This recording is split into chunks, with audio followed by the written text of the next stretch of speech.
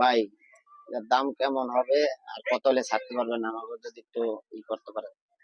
দাম চাইতেছি 80 হলে ছাড়বো ইনশাল্লাহ। দাম চাইতেছেন 80 হলে ছাড়বেন, মানে 3 লাখ, 83, 83 হলে গরুটা ছাড়া হবে। এই গরুটা হলো ঠিক মাঠের ভিতরে।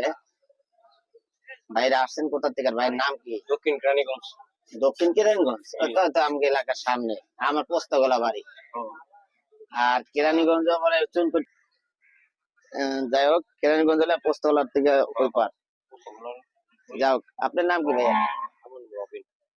রবিন ভাই। এই 3,80,000 হলে তো আপনি ছাড়বেন। 4 লাখ টাকা আপনার দাম চাওয়া।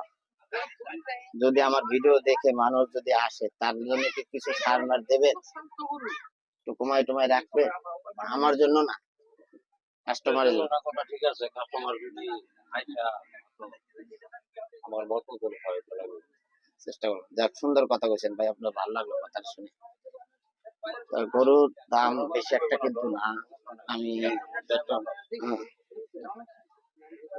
এই গরুটা আমি গতকাল তো মানে গাওটা মশাই টসাই দিয়ে গেছিলাম, কিন্তু ভাইয়ের লগে কথা বলবো সেই সাহস কিন্তু পাই নাই। কিন্তু আজ কিন্তু ভাইয়ের লগে অলরেডি কিন্তু কথা বলার সাহস পাইছি, দিছে অনুমতি, তাই কিন্তু কথা বললাম। হ্যাঁ, দেখেন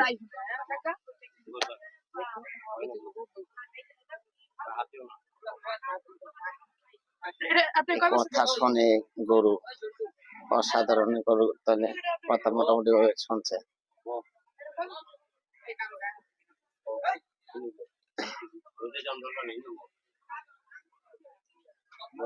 এটা হলো কুড়ির নাম্বার কত? এটা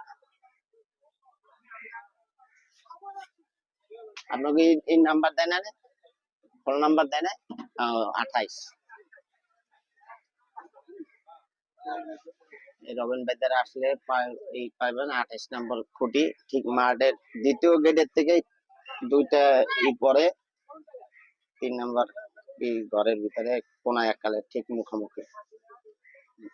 মাঠের ভিতরে যে মেইন রোড করছে, মেইন রোডের মুখে আছে।